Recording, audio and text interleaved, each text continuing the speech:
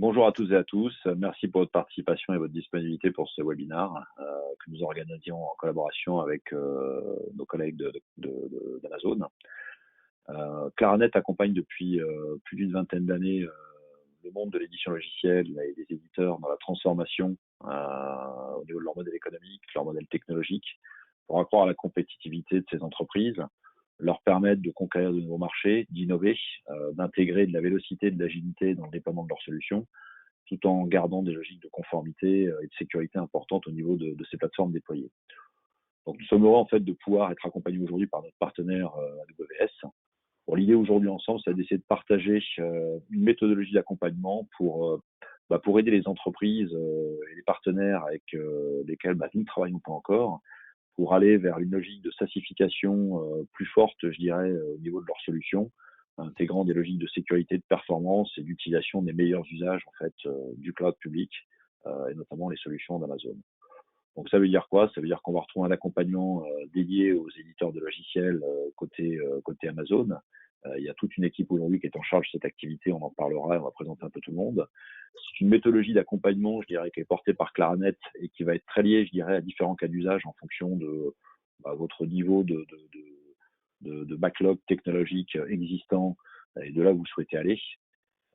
C'est intégrer aussi et expliquer un petit peu que nous proposons des offres de services qui sont destinés à transformer potentiellement avec le support d'un programme open source qui est animé par Amazon, la transformation d'applications monolithiques vers le cloud public et surtout vers des modèles SaaS pour être très rapidement ready to go.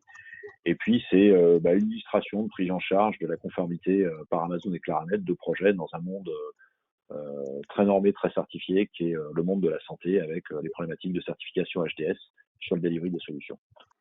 Je vais passer la main à Marc, qui va commencer par le premier volet. Il va nous parler un petit peu de la vision d'Amazon vis-à-vis des éditeurs de logiciels et de tout ce qui est fait, je dirais, pour les accompagner dans l'innovation et le co-selling. Okay. Merci Patrice, bonjour et merci à tous de votre présence aujourd'hui. Donc comme l'a dit Patrice, je suis Marc Doublet, je suis en charge du segment éditeur de logiciels chez AWS Marketplace. Et en fait, j'ai commencé chez AWS il y a presque 4 ans comme responsable du développement d'un des services d'AWS qui s'appelle AWS Marketplace. Je reviendrai plus longuement sur AWS Marketplace par la suite, mais c'est en travaillant à aider les éditeurs à se développer commercialement que je me suis rendu compte du retard que les éditeurs français et plus largement européens avaient sur leurs homologues américains. Et pourtant, grâce à AWS, il n'y a plus vraiment de raison que ce gap existe. Il n'y a plus nécessité dans le cloud d'investir massivement sur des infrastructures ou des logiciels coûteux pour démarrer à développer des solutions compliquées, voire à utiliser du machine learning ou de l'intelligence artificielle. Il n'y a plus de limite non plus à la scalabilité à laquelle vous pouvez faire appel pour pouvoir développer vos logiciels, faire des tests à large échelle et tout ça sans que ça vous coûte des fortunes. Et puis, grâce à AWS Marketplace, vous pouvez aussi marketer, commercialiser, vendre et gérer les taxations de vos produits à travers le monde entier sans avoir à émettre une facture, sans même avoir à gérer des licences ou à collecter d'éventuelles redevances.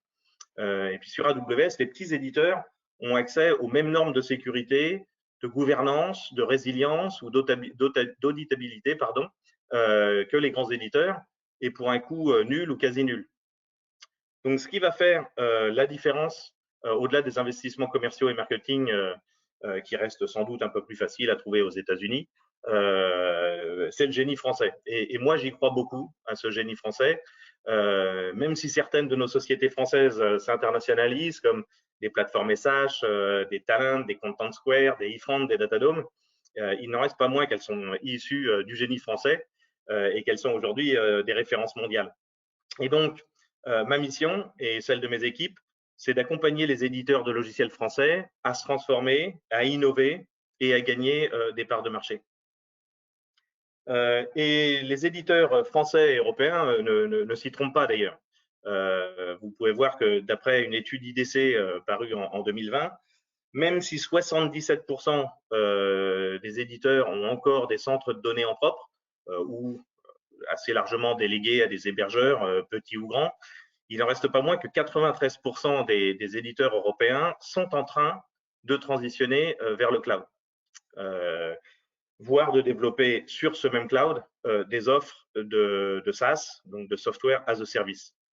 Et toujours d'après cette étude, ce qui est intéressant de noter, c'est que les raisons principales qui sont listées dans le tableau qui vous apparaît en dessous sont pour moi de deux natures ou de deux grandes catégories. Donc j'ai pris la liberté de souligner en orange et en bleu les raisons dans lesquelles je classerai ces différentes, enfin les deux catégories pardon, dans lesquelles je classerai ces raisons.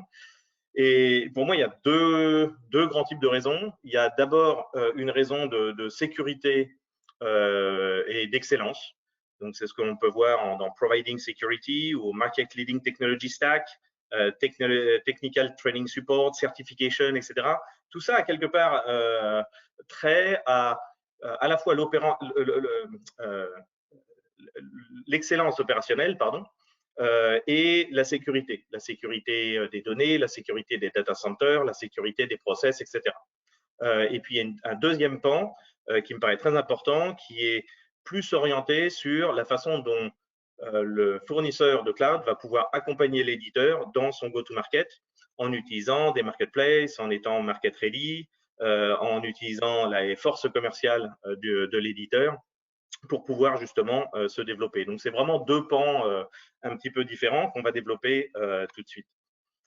Donc, d'un point de vue sécurité et excellence opérationnelle, AWS, en fait, qui a créé le cloud et cette idée du cloud en 2006, a vraiment une avance assez phénoménale par rapport à ses concurrents et a apporté comme priorité numéro 1 la sécurité et tout ce qui est conformité avec les réglementations locales et internationales. Et ça, c'est quelque chose sur lequel on a travaillé depuis le début. On a aujourd'hui plus de 50 certifications incluant HDS, PCI DSS, FedRAMP, etc., etc.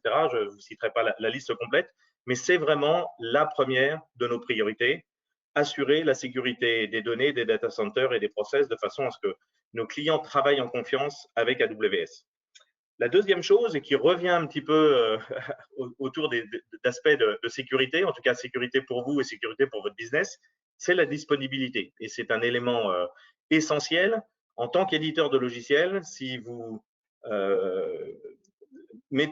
si vous utilisez le cloud AWS pour faire tourner vos offres SaaS, il est essentiel que vous ayez une disponibilité maximum parce que si le cloud devait s'arrêter pour une raison ou pour une autre, c'est votre application qui s'arrête. Et potentiellement, ça peut avoir ensuite des impacts sur vos contrats avec vos clients, sur des pénalités que vous pourriez éventuellement avoir à faire face, voire sur des annulations de contrats que ça pourrait entraîner de votre côté. Donc, c'est extrêmement important d'avoir un cloud qui soit très hautement disponible, voire le plus hautement disponible, de façon à ce que vous puissiez minimiser ces risques. Et de ce point de vue-là, AWS, y compris comparé aux grands clouds américains qu'on connaît, et a vraiment une avance extrêmement importante, comme le souligne cette petite étude qui est basée en fait sur les statistiques que chacun des cloud providers se doit de publier sur leur niveau de disponibilité. Un autre élément essentiel, c'est la localisation des données et le chiffrement. On en entend beaucoup parler en France, du fait que, et notamment sur la partie HDS, c'était un prérequis, le fait que les données soient localisées en France. AWS a mis en place ces infrastructures en France pour non seulement héberger vos données, mais vous garantir que les données que vous allez héberger en France ne sortiront pas de France si telle en est votre demande. C'est aussi la possibilité d'innover plus rapidement et de baisser les coûts sur tout ce qui est relatif à l'infrastructure que vous allez utiliser. Ce sont des programmes d'accompagnement et d'accélération technique et business qu'on va pouvoir mettre en place avec vous pour accélérer quelque part la formation de vos équipes et la transformation de votre business model. Et puis, c'est aussi, il y a une autre raison qui fait aussi partie, j'aurais tendance à dire, de cette catégorie un peu sécurité, qui est quelque part la sécurité de nos enfants et de nos petits-enfants, et notamment liée à la responsabilité environnementale. De ce fait-là, AWS a pris des engagements très forts, et notamment de 100% zéro carbone en 2040, 10 ans en avance par rapport aux accords de Paris. Mais c'est aussi, et on l'oublie de temps en temps, pour votre expansion commerciale que vous allez choisir votre cloud provider. Et de ce point de vue-là, AWS a été pionnier en 2012 en lançant la marketplace et depuis quelques années en lançant des programmes partenaires spécifiques aux éditeurs de logiciels, donc le ISV Partner Path, qui vous permet d'obtenir une assistance technique et financière de notre part pour démarrer. Et puis ensuite, un certain nombre de fonctions qui vont vous permettre d'exposer votre logiciel à travers nos sites web, d'être reconnu dans certaines catégories de logiciels compatibles et fonctionnant sur AWS pour permettre une sécurité aussi aux clients qui vont l'utiliser en se disant, en bénéficiant quelque part de toute la sécurité AWS qui va être sous-jacente à votre logiciel.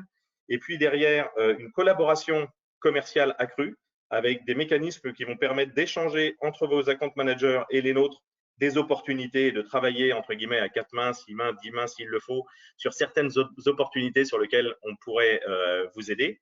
Et puis, il y a une collaboration commerciale avancée avec un programme qui s'appelle ISV Accelerate, qui vous permet quelque part, au-delà d'échanger des opportunités avec les account managers, de faire des business plans directement avec différents pays dans lesquels AWS est présent pour vraiment pouvoir faire des go-to-market plans ensemble sur ces différentes régions.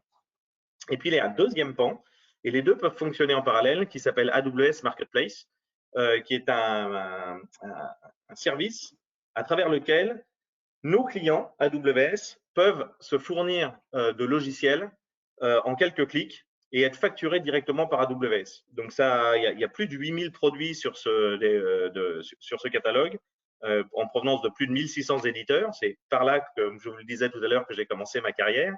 Et on trouve de plus en plus de logiciels européens, même s'ils sont en sous-nombre comparé aux logiciels de nos amis américains qui ont utilisé ce catalogue depuis 2012 et qui se sont servis de ces mécanismes-là depuis 2012 pour vraiment envahir un peu nos clients européens de solutions américaines. Et je pense qu'il n'y a pas de fatalité. Je pense tout à fait que les clients français, enfin les éditeurs français, pardon, pourraient facilement se servir d'AWS Marketplace pour aller vendre aussi à l'étranger et se déployer à l'international. On a aujourd'hui plus de 300 000 clients actifs par mois qui achètent des logiciels via cette marketplace et plus de 1,5 million de souscriptions actives. Donc, c'est quelque chose qui fonctionne et qui fonctionne at scale. Et de ce point de vue-là, les quelques éditeurs français avec qui j'ai eu l'occasion de travailler quand j'étais auparavant en charge d'AWS Marketplace ont eu des très beaux succès. Je pense notamment à Gatling, une petite startup française que j'avais rencontrée un peu par hasard lors d'un summit AWS à Paris et à qui j'avais présenté ce service et qui l'a utilisé et qui en un an a réussi à vendre dans 45 pays différents sur plus de 5 continents et à diviser son coût d'acquisition de nouveaux clients par 10. Donc, on a aujourd'hui des succès, je ne veux pas forcément vous lire tous les autres, mais on a des succès à travers cette marketplace qui permettent quelque part d'accélérer vos ventes et de vous exposer à l'international. Pour finir, j'aurais envie de dire quel est le rôle de Claranet dans tout ça. Et ben en fait, c'est que nous, on a une expertise technique, on a un certain nombre de services dont vous allez pouvoir bénéficier, quelle que soit votre taille, et on va mettre à disposition ces ressources. Mais une transformation vers le cloud, ce n'est pas uniquement une transformation technique. C'est une transformation business qui va devoir avoir potentiellement des impacts sur la façon dont vous allez vendre votre logiciel, sur la façon dont vous allez vous organiser, dans la façon dont vous allez devoir éventuellement passer dans un mode de licensing plus traditionnel vers des modes plus de souscription, etc., voire de paiement à l'usage. Donc, ça implique un certain nombre de choses dans le développement de vos logiciels, mais aussi dans la formation des équipes qui vont supporter le business. Il y a aussi des aspects opérationnels sur la possibilité d'opérer quelque part un logiciel en SaaS. Ça veut dire que vous allez devoir vous occuper quelque part de l'exploitation, du support, de la hotline et des choses comme ça, des choses qui sont pas forcément inhérente à un éditeur de logiciels entre guillemets traditionnel. Et puis, il y a une expertise organisationnelle aussi, avec des jobs qui vont changer chez vous s'il y avait un certain nombre de gens qui s'occupaient des data centers et de la partie infrastructure, qui vont devoir changer un peu de métier. Et pour ça, vous avez besoin d'un expert comme l'est Claranet, qui va pouvoir vous accompagner dans toutes ces phases de la transformation. Je vous remercie pour votre attention et je vous retrouve pour la session de questions-réponses. Patrice, je te redonne la main. Je te remercie, Marc. Donc, Patrice Lagorce, je vais pas me représenter, hein, mais effectivement, j'ai de mon côté une longue expérience dans la mise en musique de solutions SaaS sur le marché avec des éditeurs de logiciels de par mes vies antérieures et depuis ma présence chez Claranet depuis quelques années. L'idée, effectivement, comme le précisait Marc, c'est que migrer et déployer des solutions dans le cloud, c'est pas simplement aller allumer quelques ressources et aller poser des logiciels dessus. Peut-être en préambule quelques mots sur Claranet, sans trop m'étendre, puisque effectivement, vous n'avez pas trop présenté Amazon, mais c'était pas nécessaire, je pense. Claranet est une société qui existe depuis plus d'une vingtaine d'années, qui est présente sur le marché français et de manière plus globale sur le marché européen, qui pour la France compte plus de 650 collaborateurs, plus de 1600 clients, et qui a un métier unique aujourd'hui qui est d'intervenir sur des projets et de l'infogérance de projets, de plateformes déployées dans le cloud. On a historiquement depuis de nombreuses années une collaboration avec AWS sur le maintien en conditions opérationnelles de plateformes et sur des projets de migration chez AWS de différents types de projets. Et une des particularités de Claranet, est effectivement d'avoir dans son organisation très tôt constitué une BU, une business unit, qui est dédiée au monde des éditeurs de logiciels intégrateurs, qui sont amenés, je dirais, à déployer des solutions SaaS sur le marché français ou international. Et je dirais que dans ce cadre-là, on opère le maintien en conditions opérationnelles de plus de 300 partenaires éditeurs qui eux-mêmes vont déployer ces services auprès d'un nombre incalculable de clients sur des solutions business diverses et variées. Ça représente aujourd'hui un peu plus, pas loin du quart de chiffre d'affaires de l'entreprise, donc c'est aujourd'hui quelque chose qui est une activité significative au sein de l'activité Claranet. Donc, comme le disait Marc, effectivement, au-delà de cet acronyme barbare qui est SPP, on constate que sur le marché, d'une part, la mise en place de solutions SaaS, c'est un peu le sens de l'histoire, va impliquer, je dirais, des changements importants, non seulement effectivement dans les problématiques business de déploiement et de vente de solutions, mais derrière va rajouter des complexités importantes en termes de déploiement et mise en place de solutions sur le marché. C'est pour ça qu'aujourd'hui, les entreprises comme les nôtres, de plus en plus sont sollicitées pour intervenir pour l'accompagnement des éditeurs de logiciels, tant sur des modèles de migration de masse, sur des plateformes qui étaient déployées on-premise historiquement, où beaucoup d'éditeurs quand même aujourd'hui ont des solutions SaaS qui sont déployées sur le marché, sur des modèles très traditionnels et des infrastructures avec des data centers on-premise, mais qui, de par des logiques et des intérêts divers et variés, vont être amenés à se tourner vers des sociétés comme Amazon pour effectivement passer à une échelle un peu plus importante en termes de déploiement de solutions. C'est là que nous allons avoir une raison d'être. Donc très concrètement, bien évidemment, les enjeux et ce qui va être attendu sur le démarrage de ces sociétés, ça va être de pouvoir répondre à des problématiques de disponibilité, puisque bien sûr, quand on a déployé des solutions sur le marché en mode SaaS, on va prendre des engagements avec des clients finaux pour la mise à disposition de ces services qui sont accessibles en ligne. Ça va être aussi la capacité, je dirais, à pouvoir mettre en place des logiques de résilience à la panne et de la continuité de service en fonction de contraintes légales qui peuvent être imposées sur tel ou tel type de marché. Bien évidemment, on imagine tous que migrer et déployer des solutions dans le cloud, c'est des choses qui sont faciles. Il suffit d'allumer quelques ressources, quelques serveurs, quelques VM. Mais dans les faits, on constate que ça nécessite une expertise technique qui est importante, puisque la finalité va pas être juste de reproduire ce qui est fait aujourd'hui dans des data centers en cloud privé.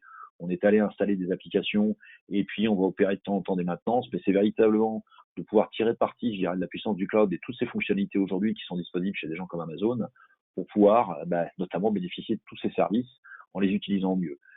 En les utilisant au mieux pour avoir une meilleure scalabilité, pour disposer, je dirais, d'une agilité beaucoup plus grande, pour pouvoir intégrer des chaînes de type CI/CD beaucoup plus aisément avec tout l'outillage qui existe, et vraiment se mettre dans une perspective de modernisation ou d'évolution des socles technologiques qui sont utilisés et qui sont déployés. Un autre enjeu qui est important, je dirais, pour les éditeurs avec lesquels on peut travailler aujourd'hui, c'est l'efficience économique. C'est vrai que le principe du cloud computing va être de pouvoir aller vers des modèles de facturation, à contrario de ce qu'on trouve on-premise, vers une facturation à l'usage des ressources utilisées. Maintenant, bien évidemment, il y a des leviers financiers qui sont importants. Il est important aussi, dans le cadre des projets sur lesquels on peut intervenir, également en collaboration avec l'équipe d'AWS d'ailleurs, ça arrive assez fréquemment, de travailler sur l'efficience économique pour essayer de trouver les meilleurs services et la meilleure adéquation économique des services qu'on va pouvoir trouver chez AWS par rapport aux usages des applications. Donc ça va être des éléments clés qui vont être des points d'optimisation, je dirais, des coûts de déploiement de ces solutions et de ces plateformes SaaS. Bon, bien évidemment, le dernier point, ça va être les enjeux métiers qui sont les plus prépondérants à intégrer. Où là, très concrètement, on sait pertinemment, c'est pour ça que et Amazon et nous avons spécifiquement créé des BU qui vont dialoguer et qui vont travailler sur le plan opérationnel avec des éditeurs de logiciels et des intégrateurs de solutions de gestion, parce qu'on sait que derrière les plateformes que vous allez gérer et manager, vous allez avoir des demandes et des attentes très particulières vis-à-vis d'une société comme une autre, qui ne seront pas simplement ce qu'on peut attendre, que peut attendre une grande entreprise en termes de gestion, de change management, de réactivité. Puisque d'un côté, on trouvera des sociétés qui viennent d'un monde historique avec des socles très legacy, très traditionnels, qui n'ont pas forcément une grande connaissance du cloud, qui n'ont pas des offres SaaS existantes, puisque c'est vrai que beaucoup d'entreprises ont commencé à faire des choses parce que le marché le demandait, parce qu'il y avait des contraintes business, parce que des concurrents le proposaient, parce que les clients de plus en plus le demandent, qui des fois sont des plateformes qui sont opérées déjà dans des data centers en cloud privé, on-premise, et en fonction, je dirais, de ce chemin qu'il va y avoir à faire pour venir d'un monde très traditionnel, on-premise, on est dans un mode très utile, très structuré, normé, où j'ai du change management, je m'organise, j'ai des plages de maintenance que je planifie, etc. On va souvent, et c'est quand même l'intérêt de pouvoir aller vers le cloud, et notamment sur des plateformes telles que celle d'AWS, intégrer des logiques beaucoup plus modernes en termes de gestion de ces plateformes qui sont déployées. Donc on voit effectivement qu'en fonction de la maturité des éditeurs, des socles technologiques qui sont embarqués, s'il y a déjà ou pas un existant en termes de solutions SaaS déployées, que ce soit des solutions Canada Dry qui étaient construites avec du multitenant, pas multitenante, et puis des évolutions, je dirais, qu'on souhaite donner, on voit que les chemins ne sont pas forcément les mêmes, puisque il nous arrivera aussi de travailler avec des entreprises qui sont déjà cloud native, qui ont déjà fait beaucoup de choses dans le cloud, mais qui, pour un moment donné, ont besoin d'aller s'améliorer et ont besoin, je dirais, de confier certains pans, je dirais, de la gestion de sujets très techniques, tant en termes de transformation, d'évolution, que de maintien en conditions opérationnelles sur leur plateforme existante. Donc, il est clair qu'en fonction de ces niveaux de maturité, on va être amené, je dirais, à avoir une démarche que l'on va adapter, en fait, très concrètement. D'une part, pour pas être ringard avec des gens qui ont fait qui ont fait beaucoup de chemin et qui vont aujourd'hui se considérer comme des gens très novateurs et très à la pointe dans ces mondes-là. Et puis de l'autre, être en capacité d'apporter toutes les bonnes pratiques et le bon accompagnement pour des entreprises qui démarrent, tout simplement, qui ont envie d'aller vers le cloud computing et le déploiement de solutions typiquement sur des plateformes telles qu'Amazon. Ça va globalement, la plupart du temps, se résumer à un certain nombre de workshops sur lesquels on va travailler. Donc, bien sûr, la dimension technique et technologique va être importante. Mais dans ces sujets-là et dans ces workshops-là, ces workshops techniques, on ne travaillera pas uniquement que sur le dimensionnement, je dirais, des instances qu'il va falloir ouvrir avec le compute, le storage qu'il faudra y associer. On va essayer très tôt d'aller vers des logiques d'industrialisation si c'est pas le cas. Ça veut dire quoi ? Ça veut dire que très tôt, on va essayer de faire en sorte de pouvoir rentrer dans une logique d'automatisation, d'industrialisation de ces plateformes. Donc, on va faire appel, bien évidemment, à peut-être la façon dont sont organisées déjà les usines à build des éditeurs avec lesquels on va commencer à mettre en musique ce type de démarche.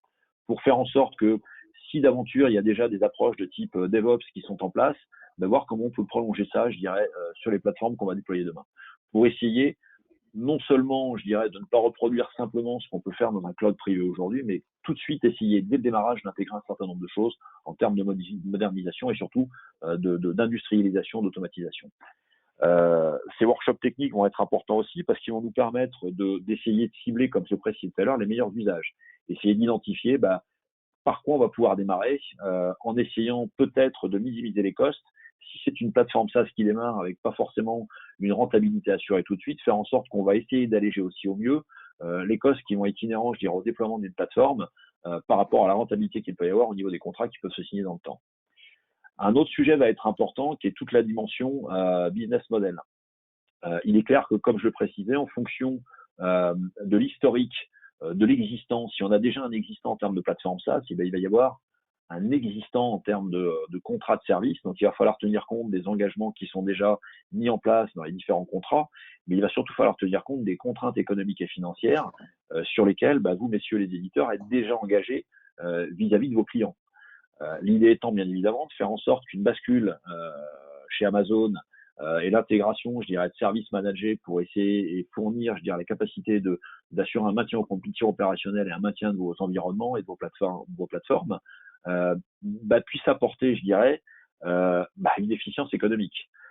Donc ça veut dire qu'on va effectivement aussi travailler un peu avec vous à livre ouvert pour essayer de comprendre comment tout ça est structuré pour pouvoir rentrer peu ou prou dans les engagements que vous avez déjà d'un point de vue économique et financier.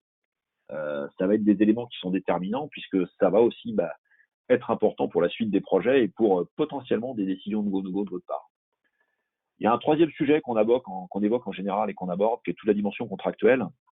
Elle est importante. Pourquoi? Parce que comme je le précisais tout à l'heure, pour ceux qui ont déjà, je dirais, des plateformes SaaS, il y a des engagements existants. Et pour ceux qui démarrent, vont se poser un certain nombre de questions sur, par définition, celui qui signe avec le client final va s'engager. Donc, il va être extrêmement important de voir, vous, messieurs, qui allez relayer demain vos solutions sur le marché en intégrant toute une dimension en termes de services, de compute, de storage, de service pass disponibles chez AWS, qui allait intégrer là-dedans des services managés avec des gens comme nous qui vont vous permettre de construire un SLA. Vous allez rajouter toutes les dimensions applicatives et il est important pour vous de pouvoir, vis-à-vis de vos clients, savoir sur quoi vous vous engagez en ayant quelque chose qui est un minima miroir par rapport aux engagements que vous allez prendre avec vos clients. Et que ça cadre aussi par rapport aux contraintes opérationnelles qu'ont vos clients quand ils vont utiliser ces différentes plateformes et ces différentes solutions applicatives. Donc c'est généralement aussi un sujet sur lequel on va travailler parce que il va être important, sans pour autant être des juristes et des conseils juridiques, intéressant de pouvoir mettre le point sur les quelques sujets qui vont être importants sur les engagements que vous pourrez relayer demain. Suite tout ça, en fonction toujours pareil de la maturité et du chemin qui a été fait, peuvent se poser des sujets en termes de business développement. Ça veut dire quoi? Ça veut dire que nous, contrairement à Amazon, on va pas être en capacité, je dirais, d'aller relayer sur des places de marché parce que des gens comme AWS savent très bien faire ça. Ils ont mis en place tous les programmes et des organisations qui vont bien pour être en capacité de vous aider, je dirais, à développer votre business. Quand je parle de business développement, ça va être d'un point de vue très opérationnel où quand on démarre, on va avoir besoin de travailler sur la mise en place d'un certain nombre de livrables commerciaux potentiellement. Ça va être peut-être sur les premiers dossiers ou des dossiers plus gros, besoin d'accompagnement en avant-vente, ou peut-être il peut être intéressant sur un projet, en tout cas sur les premiers projets, d'avoir des gens qui vont être capables de parler de la façon dont vont s'opérer les services, vont être s'assurer le maintien en conditions opérationnelles, la gestion de la sécurité de ces plateformes qui seront déployées, pour faire en sorte que dans le temps, non seulement vous puissiez acquérir le discours, mais qu'on soit aussi, je dirais, extrêmement transparent et rassurant sur, d'une part, la collaboration qu'on peut avoir et sur l'apport de valeur qui est, c'est vrai que malgré tout, on sera peut-être les plus à même de parler de notre métier puisqu'on fait ça du matin au soir. On ne parle que de ça du matin au soir parmi nos équipes. Donc, c'est typiquement des sujets qu'on va intégrer, je dirais, dans les réflexions qu'on peut avoir, au même titre qu'on se pose des questions de savoir, OK, sur quoi je veux positionner cette typologie d'offre? Est-ce que je suis une opération lift and shift? J'ai décidé de migrer toutes mes plateformes SaaS existantes dans AWS et au-delà de la reprise de l'existant, des contrats, des tarifs, des SLA, je suis autonome parce que le modèle SaaS est un modèle qui est rompu chez moi, ou est-ce que je suis en train de construire une offre et là je vais me poser la question de savoir quelles sont les typologies de clients que je vais adresser. Ça fera souvent appel à un peu quelles sont les motivations que vous pouvez avoir au niveau stratégique au sein des organisations, où là, fatalement, avec les directions de vos entreprises, on va être souvent amené à se poser les bonnes questions, à savoir, OK, on part sur un projet de ce type, on va déployer des plateformes, des solutions SaaS, on va les mettre en musique, on va pouvoir être en capacité de les opérer, mais quelles sont les motivations qu'il y a derrière? Les motivations, est-ce qu'on est sur une logique purement opportuniste ou est-ce qu'il y a réellement une stratégie organisationnelle de l'entreprise et une stratégie moyen-long terme pour aller vers ce modèle-là, pour basculer dans ces modèles-là? Il est clair que les motivations, comme je disais, peuvent être diverses et variées. Ça peut être lié à des contextes concurrentiels sur un marché, à une pression côté client qui de plus en plus demande la mise à disposition de solutions SaaS. Et c'est vrai que ça va être intéressant aussi dès lors qu'on commence à déployer ce type de solution sur le marché, si le niveau d'expérience, je dirais, extrêmement faible pour un éditeur qui démarre sur le marché du SaaS, va être peut-être d'intégrer des best practices pour faire en sorte que un commercial dans l'entreprise, quand il va aller pousser une solution sur le marché, d'une part qu'il ait le bon discours, parce que c'est quand même un peu un changement une transformation de leur fonction et de la façon de vendre des solutions par rapport à de la vente de logiciels on-premise à des contrats de maintenance. Donc il y a probablement tout un discours et une approche à avoir, et puis il y a les initiatives nécessaires, c'est-à-dire que ça veut dire que c'est potentiellement des adaptations de plans de commissionnement, etc. Donc tous ces sujets-là, si vous voulez, on va essayer de les dérouler de manière assez simple, tout simplement pour se mettre dans une perspective de de pouvoir dérouler tous les éléments qui vont bien en termes de facture clé de succès.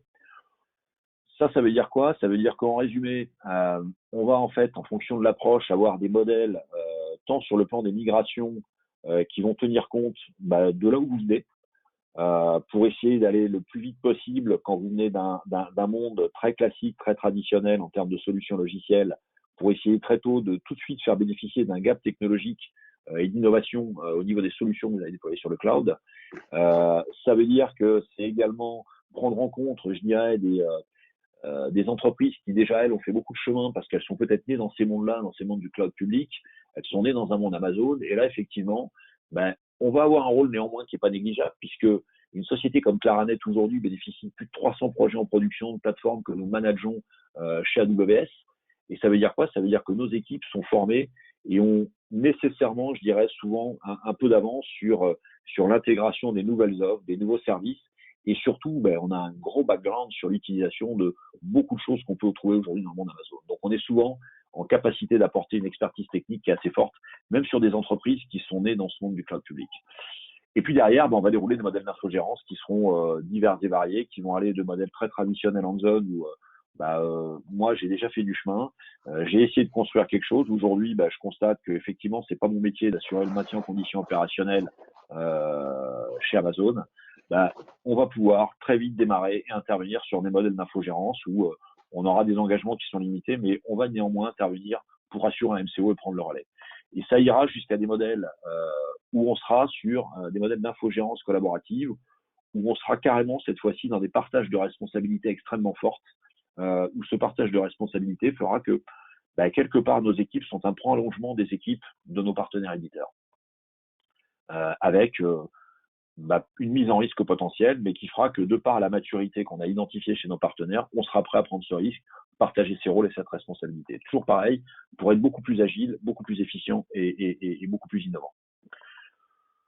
Si on résume, pour terminer, je dirais, notre collaboration avec AWS, je dirais que on est aujourd'hui, comme AWS, on dispose d'une BU qui est dédiée au marché des éditeurs de logiciels avec une forte connaissance de ce marché, puisqu'on opère sur ce marché avec des gens comme vous depuis une petite vingtaine d'années. On dispose d'une expérience dans cet accompagnement de ces éditeurs de logiciels, quel que soit leur niveau de maturité, et c'est pour ça qu'on a travaillé sur des schémas, des modèles de migration, des modèles de construction, d'adoption et de mise en place de ces plateformes dans le cloud. Déployer une plateforme, allumer des VM, c'est facile, c'est, je dirais, quelque chose qui est extrêmement simple, mais la valeur, elle va pas venir de là. La valeur, elle va venir de l'intégration de services PaaS qui existe chez AWS, elle va venir de la modernisation qu'on peut tout de suite adopter et mettre en place sur le marché au niveau de ces solutions qu'on va déployer. On dispose d'un track record quand même qui est très important sur des projets de migration côté AWS, et ça, c'est une expertise, je dirais, qu'on met à la disposition de nos partenaires dès lors qu'on va commencer à rentrer dans ce processus d'accompagnement. Il ne faut pas le négliger aussi, c'est une optimisation de l'utilisation des services pages. J'en ai parlé des ressources AWS, c'est-à-dire qu'aujourd'hui, et notre expérience a fait que, bien évidemment, à un moment donné, se pose la question du contrôle des coûts, de la rationalisation. C'est aussi, dès le démarrage, je dirais, une perspective dans laquelle on va se mettre, avec des offres spécifiques que l'on intègre de manière récurrente sur nos projets, avec une approche de type FinOps, qui va consister à, je dirais, essayer d'optimiser et de limiter les dépenses qu'on peut avoir côté provider. Et puis, en fait, tout ça va contribuer à quoi? Tout simplement à accélérer la migration des éditeurs logiciels dans le cloud. Très concrètement, on le constate, c'est-à-dire que très vite, on va être en capacité, plutôt que vous fassiez votre courbe d'expérience seul, vous aider très tôt à pouvoir être opérant avec des solutions qui sont up and running chez AWS. J'en ai fini. Je vais passer la parole cette fois-ci à Koen Sung et à Mathieu Cassan. Donc Koen et puis Mathieu qui vont parler effectivement d'un programme spécifique SaaS Boost. Je vous passe la main, messieurs. Ça marche. Merci beaucoup, Patrice, pour me passer la parole. Je me présente un petit peu rapidement. Donc, Koen Sung, je m'occupe un rôle d'architecte de solution chez AWS. J'ai travaillé chez AWS depuis un peu plus de 4 ans. Donc, j'ai débuté mon carrière chez AWS par un rôle d'ingénieur support et ensuite je passe chez l'équipe d'architecte de solutions. Actuellement, je travaille sur un segment ISV, donc j'accompagne les éditeurs de logiciels français sur leur migration vers la cloud, sur leur projet de transformation vers SaaS et aussi d'aider à nos clients à adopter les best practices sur le cloud, de l'aspect opérationnel et aussi de l'aspect technique. Donc, je vais vous parler maintenant, un petit peu les approches techniques sur la transformation vers les offres SaaS. Donc, vous avez une solution existante. Donc, vous avez l'approche très traditionnelle ou l'approche typique. Ça va être vous reprendre votre application existante, vous allez vous le re-architecturer, vous allez redévelopper votre application pour refaire la modernisation et la transformer vers un offre SaaS. Et ensuite, vous avez la possibilité de migrer vos clients existants et commercialiser votre offre SaaS. Mais cette approche-là, il y a un petit problème dedans, c'est que le temps que vous allez faire tous ces redéveloppements, re-architecture, ça va prendre beaucoup de temps, mais pour beaucoup des applications, on a des besoins urgents sur le marché, ça veut dire on a un go-to-market qui est assez court pour livrer nos produits vers les clients qui attendent le produit. Donc, ça ne va pas être un scénario optimisé pour certains cas quand vous avez besoin d'un go-to-market rapide. Donc, et ensuite, on a une deuxième approche, c'est que c'est là où le programme SaaS Boost cherche à résoudre dans cette approche-là, c'est que c'est une approche beaucoup plus courte en termes de consommation du temps. Donc, c'est quelque chose comme un framework ou bien une architecture qui permet de prendre un logiciel tel quel et on utilise ce framework pour créer des environnements en silo et qu'on évite des étapes de redéveloppement pour avoir une offre SaaS et on livre au client le plus rapide possible. Et ensuite, on prend le temps tranquillement pour refaire la partie, la modernisation de votre application incrémentale au final pour arriver sur un modèle de SaaS modernisé. Donc, SaaS Boost va effectivement commencer à prendre cette approche-là pour vous accélérer la transformation vers SaaS.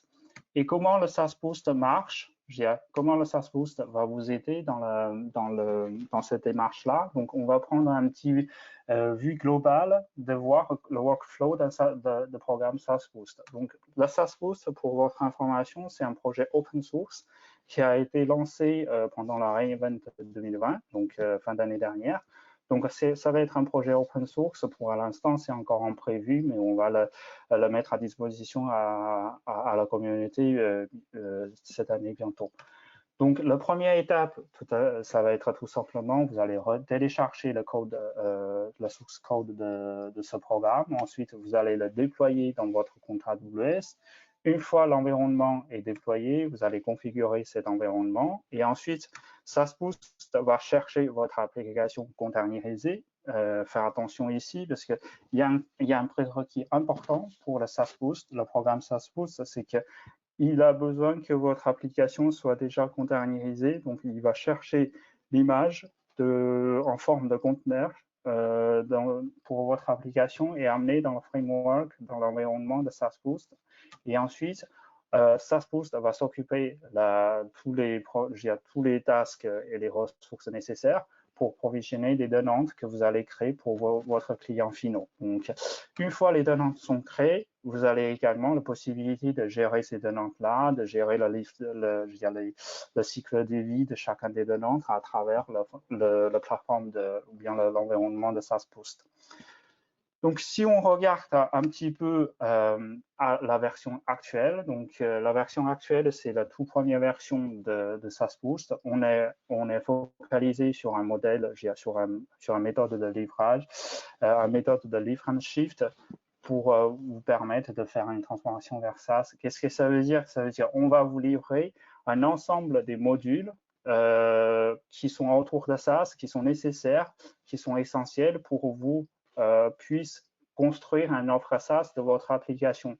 Ça va être des modules il y a des modules d'embarquement, c'est-à-dire vous allez avoir des microservices d'embarquement pour vous permettre de créer de chacun des tenantes pour vos clients. Vous avez également des microservices ou bien des modules de configuration. Il y a certains modules qui ne sont pas affichés ici, par exemple des modules de monitoring, des modules de metering pour vous permettre d'avoir une vision globale de votre offre SaaS, comment ça a été consommé par vos applications. Toutes ces choses-là vont être livrées sous format des modules prêts à utiliser.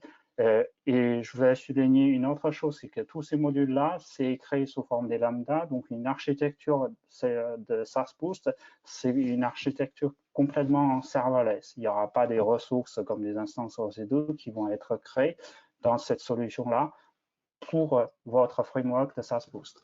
Et ensuite, on a aussi des environnements de tenantes. Dans ce cas-là, ça va être chacun des tenantes, on va prendre l'application sous forme de conteneur, on va le livrer dans un environnement complètement isolé. La structure de chacun des tenantes va être identique dans ce cas-là, mais par contre, vous avez toujours la possibilité d'ajuster la taille des ressources pour chacun des tenantes. Par exemple, pour les besoins, si vous avez des différents tiers de votre offre, pour les clients qui ont besoin juste de faire un test, vous assurez un minima de ressources pour effectuer les tests, mais pour un client qui est avancé, vous pouvez ajouter beaucoup plus de ressources dans son tenante, dans son environnement de tenante pour supporter ses besoins, pour supporter ses requêtes sur votre offre SaaS. Donc, je vais passer rapidement sur un message, sur un résumé de programme SaaS Boost. Donc, le SaaS Boost, c'est un programme open source maintenu par AWS. Donc, il y a une chose sous-entendue de open source, c'est que ce n'est pas un service AWS, c'est un programme maintenu par open source par AWS.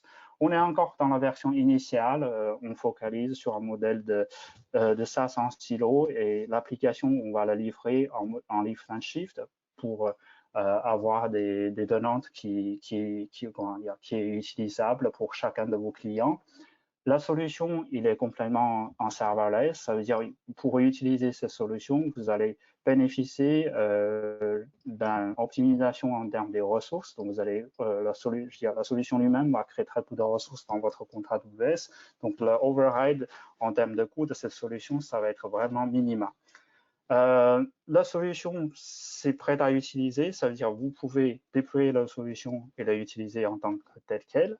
Mais vous avez également la possibilité d'inspirer justement les éléments, les idées, le principe derrière de ce programme pour créer votre propre environnement de SaaS et vous avez tout à fait la liberté de redéveloppement à partir de ce programme-là.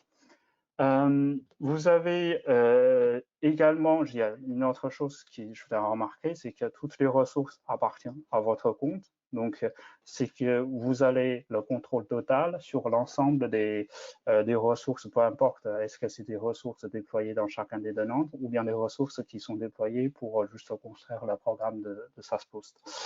Donc, on est encore dans la première version, c'est-à-dire on a encore beaucoup de choses à faire. On a construit déjà un roadmap assez ambitieux pour cette année, mais on attend également l'engagement de notre communauté, l'engagement de nos clients pour nous donner des feedbacks, pour nous donner des commentaires, pour nous aider à identifier où on doit y aller pour faire l'évolution de ce programme-là.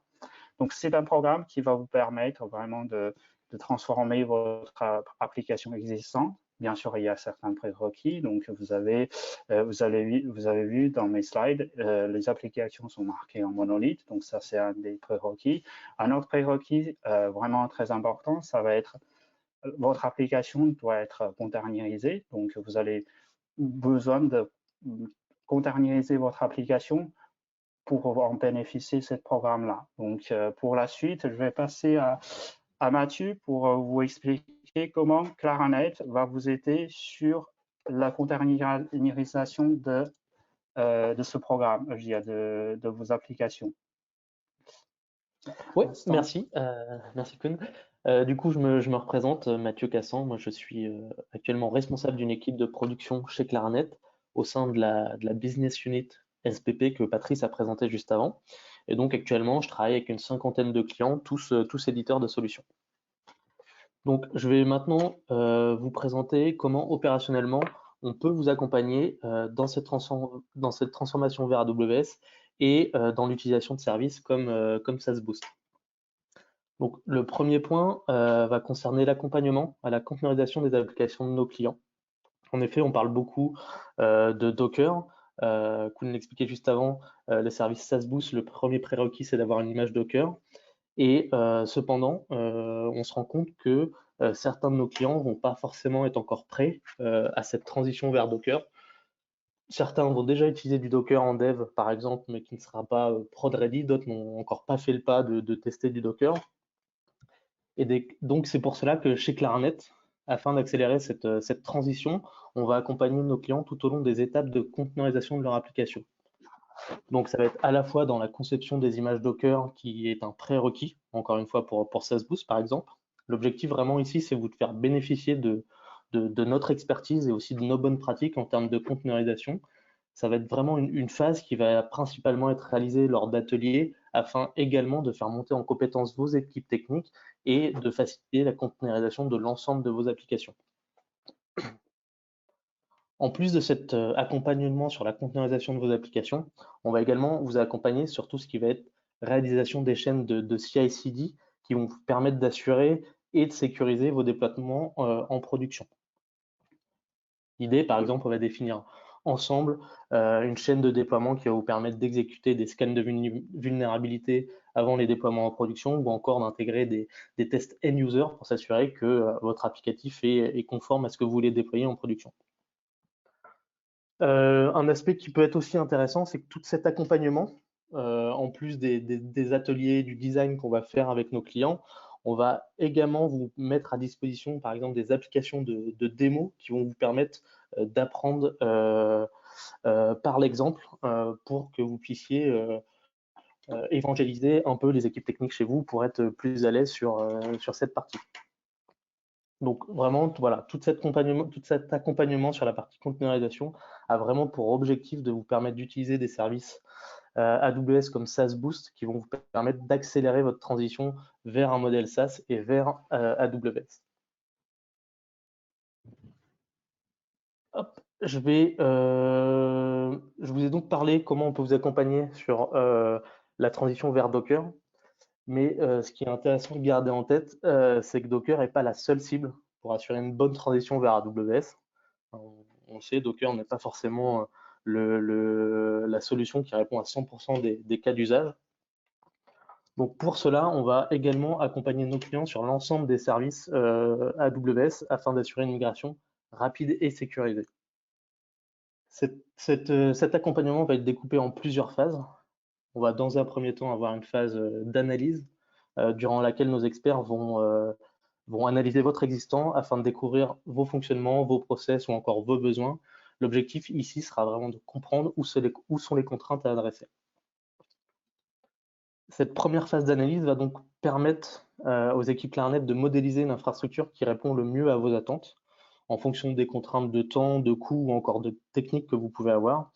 On va donc, suite à ça, pouvoir vous proposer plusieurs stratégies de migration pour répondre à vos besoins. Je vais pas tous les citer, mais par exemple, on va pouvoir vous proposer des stratégies de migration comme le replatforming. Patrice en a rapidement parlé, mais l'idée c'est par exemple de vous permettre de réduire les coûts et les frais d'opération côté AWS et Claranet, tout en tirant pleinement parti des services managés offerts par AWS. À l'inverse, on peut également vous accompagner sur des stratégies de migration qu'on va appeler lift and shift, qui a pour but simplement de répliquer un système existant sur une infrastructure cloud publique. Là, cette stratégie, elle va vraiment être utile si votre besoin premier est d'assurer une migration rapide vers AWS.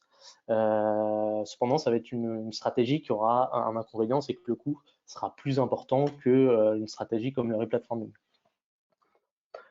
Je pourrais aussi parler à l'opposé, voilà, on peut également parler de refactoring. Je ne vais pas non plus rentrer dans les détails, mais ça va être par exemple une solution qui va être très coûteuse au départ, mais qui va être, parce qu'en fait, ça va être nécessaire de restructurer vos applications et vos process pour tirer pleinement parti des technologies code public.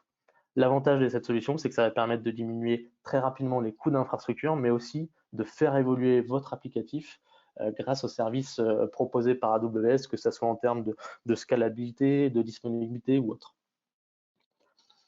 Donc, une fois ces deux premières phases, donc la phase d'audit et la phase de design effectuée, on va pouvoir passer à ce qu'on va appeler la phase d'implémentation, qui aura pour objectif de monter, de setuper votre infrastructure pour héberger votre solution. Et ça sera également la phase qui aura pour occasion d'accompagner vos équipes dans leur montée en compétences sur AWS, puisque, comme le présentait aussi Patrice sur l'infogérance, on a plusieurs modèles. On a du modèle classique et du modèle collaboratif sur lequel on va vous faire monter en compétences, on va partager nos savoir-faire pour vous permettre d'être plus autonome et d'aller encore plus vite. Et la dernière phase sera la phase de run que, bien entendu, les équipes techniques Claranet vont pouvoir mener et traiter tout au long de la vie de votre projet. Un des aspects importants d'une migration vers AWS concerne l'aspect un peu sécurité. Ce qui va être intéressant ici, c'est que grâce à notre expertise et notre connaissance du métier de l'éditeur, on a déjà défini des bonnes pratiques de sécurité qui vont être importantes, notamment pour vos clients finaux. Voilà, un exemple simple, ça serait le chiffrement des données ou encore la mise en place de PRA. Voilà, c'est des choses que nous sommes habitués à faire et sur lesquelles on va vous accompagner et qui vont vous aider à rentrer en conformité avec les demandes de vos clients.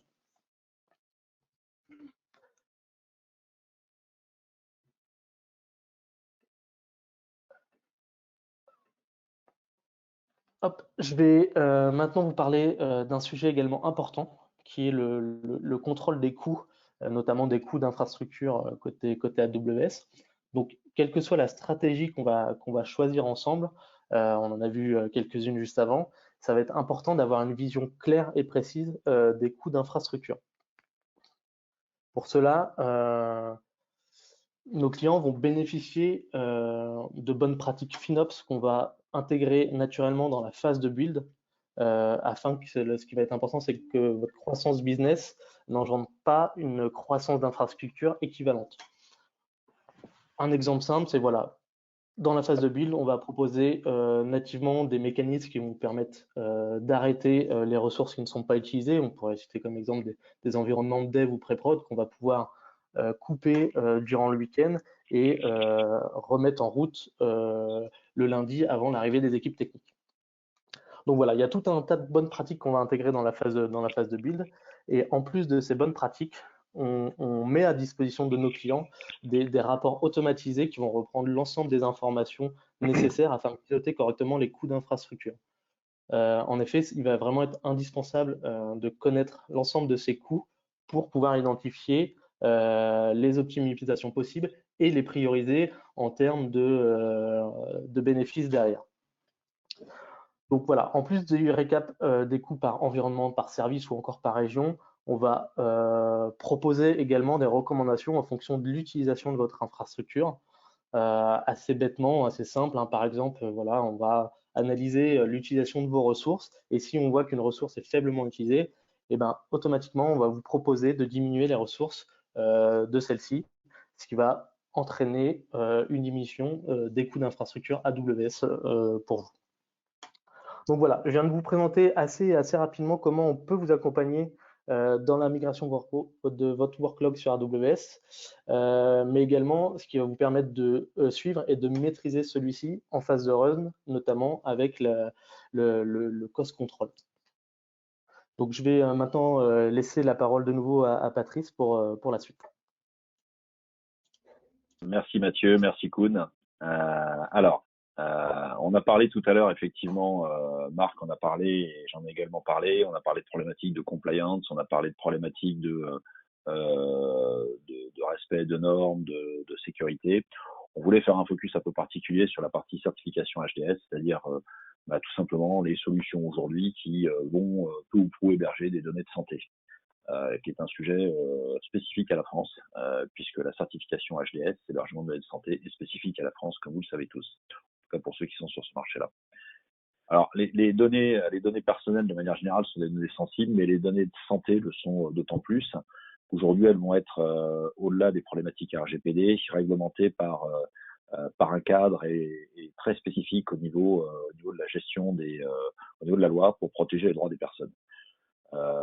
Donc, ça veut dire quoi? Ça va se traduire par l'hébergement de ces données qui vont être assujetties au respect d'un certain nombre de conditions de sécurité qui sont adaptées à leur criticité, bien évidemment, mais surtout au cadre réglementaire qui a été défini.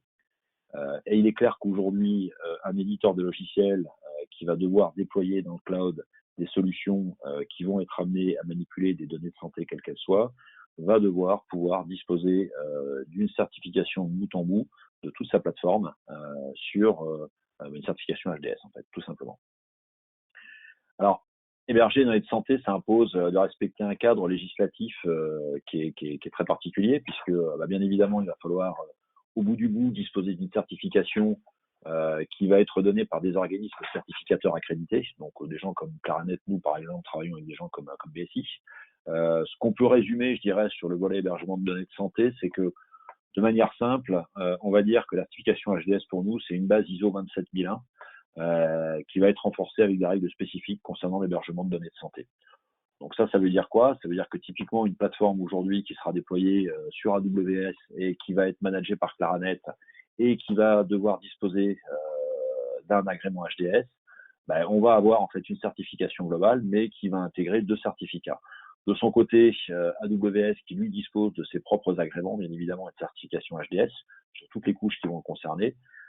Et puis de notre côté, Claranet qui nous allons intervenir sur un certain nombre de composants là-dedans, où nous allons aussi disposer, je dirais, de tout cet agrément.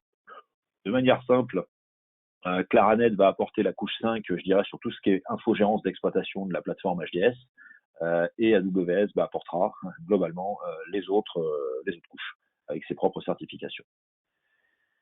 Bon, héberger de santé impose un cadre un peu législatif précis.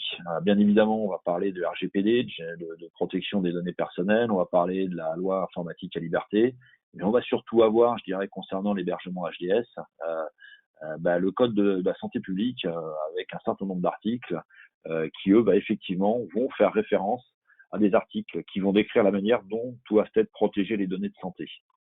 De manière claire, ces données de santé, si on prend un petit peu la façon dont ça se structure, c'est que on va, pour disposer, je dirais, d'une application hébergée qui est certifiée HDS, bien évidemment, il faudra que l'infogéreur soit certifié, il faudra que la plateforme sous-jacente soit certifiée, mais on va aussi avoir d'autres choses qui vont toucher potentiellement l'adaptation éventuelle au niveau de la solution, puisque on va parler d'authentification forte, on va parler d'accès aux données qui va être normalement réservé à des personnes telles que les patients ou les professionnels de santé, mais on va donc être obligé d'intégrer des logiques de traçabilité au niveau de l'application pour loguer ce qui est fait au niveau de l'accès aux données, qui a accédé quand, à quel niveau ces data et comment elles ont été utilisées et par qui elles ont été accédées. Donc ça veut dire quoi? Ça veut dire que dans ce cadre-là, on va devoir intégrer et définir tout un socle technique, mais qui peut pour proof aussi impacter les éditeurs qui vont devoir être amenés à déployer ces solutions sur le marché. Il y a d'autres contraintes qui vont apparaître telles que des flux qui vont être authentifiés, cryptés. Alors tout ça représente, je dirais, un allègement qui est important par rapport à ce qui existait historiquement, puisque historiquement on devait se positionner dans une logique d'intégration d'un médecin dans ses équipes ou en sous-traitance. Claranet, en tant qu'infogéreur, hébergeur, dès lors qu'on déployait et qu'on était responsable garant de ces plateformes, c'est nous qui avions la responsabilité de la conformité. Donc ça veut dire que nous étions obligés de passer par des questionnaires beaucoup plus poussés. Bon, tout ça néanmoins n'est plus de mise aujourd'hui. Néanmoins, l'intérêt, ça nous a permis d'acquérir une certaine expérience, je dirais, au niveau de ce marché sur ce qu'il faut mettre en œuvre à mettre en musique. Le premier agrément d'hébergement de données de santé qu'a obtenu Quarantaine date de 2010. Donc ça veut dire quoi? Ça veut dire qu'on dispose aujourd'hui quand même d'un grand retour d'expérience. On a un historique qui est extrêmement fort, qui nous permet d'être force de conseil et de proposition. De manière simple, si on regarde comment c'est structuré, on aura, comme je précisais tout à l'heure, Amazon qui va être AWS, qui va disposer de sa propre certification, son propre agrément sur un certain nombre de couches et nous qui apporterons les autres. Et effectivement, ça permettra de disposer en termes de responsabilité d'une solution globale qui est labellisée, qui est certifiée HDS. Alors pourquoi choisir des sociétés comme Claranet? Il est clair que le couple aujourd'hui, l'agrément et le premier agrément qu'on a déployé sur le marché avec AWS pour être en capacité de déployer des solutions managées et infogérées par Claranet sur AWS date de début 2019. Donc au-delà, je dirais, de retour d'expérience que nous avions en cloud privé, on a pu en bénéficier et on a obtenu cet agrément qui nous permet depuis maintenant plus de 2 ans de déployer des solutions sur le marché tout en bénéficiant de cet agrément HDS et permettant à nos partenaires éditeurs d'en bénéficier. Donc l'intérêt qu'il peut y avoir, c'est quoi? C'est qu'il y a une législation et une réglementation sur laquelle on a une forte connaissance et retour d'expérience. C'est qu'on est aujourd'hui sur une logique, de par l'historique, de mise en place d'un programme, d'une organisation qui est structurée autour du respect de la compliance HDS pour l'ensemble des plateformes que l'on manage et que l'on gère, notamment dans le monde d'Adgest. C'est une gestion et une gouvernance renforcée qu'on va nécessairement avoir avec tous les problèmes de sécurité qui sont déployés, qui certes sont inhérentes à notre métier d'hébergeur, mais qui sont renforcés, je dirais, côté HDS, bien évidemment. Dès lors qu'on va parler d'hébergement, de données de santé, de SI hospitalier, on a aussi un retour d'expérience important puisqu'on va travailler avec des éditeurs sur le marché qui sont des grands éditeurs du secteur, avec une forte compréhension de leurs enjeux et des risques associés, je dirais, à certification HDS, cette certification HDS. Et puis le dernier point qu'on va retrouver, qui est sous-jacent, je dirais, à l'ensemble de cette présentation, c'est une forte connaissance et une forte expertise sur les plateformes cloud AWS pour non seulement pouvoir faire tirer de parti, faire tirer bénéfice, je dirais, à nos partenaires éditeurs, aux entreprises avec lesquelles on travaille, bien évidemment toute la puissance du cloud, mais également pouvoir rester dans une logique d'expertise et de conformité vis-à-vis des règles de sécurité qui sont imposées, notamment dès lors qu'on parle d'hébergement de données de santé. Ne nous quittez pas, donc on dispose aujourd'hui d'un certain nombre de partenaires, de clients, de solutions de tout poil qui sont déployés sur AWS notamment. Il y en a un certain nombre aujourd'hui pour lesquels nous allons disposer et être en capacité d'opérer des services managés dans le cloud chez Amazon et qui disposent d'une certification HDS de bout en bout. Donc on pourra en parler si vous le souhaitez. J'en ai fini pour ma présentation. On va passer maintenant aux questions-réponses puisqu'on je crois qu'on s'est ménagé. Alors normalement, il reste un quart d'heure, je ne sais pas si j'ai pas trop débordé, un certain nombre de questions-réponses pour, le cas échéant, vous passez la main si vous souhaitez qu'on réponde à quelques interrogations ou qu'on précise quelques points sur lesquels vous souhaitiez avoir des informations. Merci à tous, à tout de suite.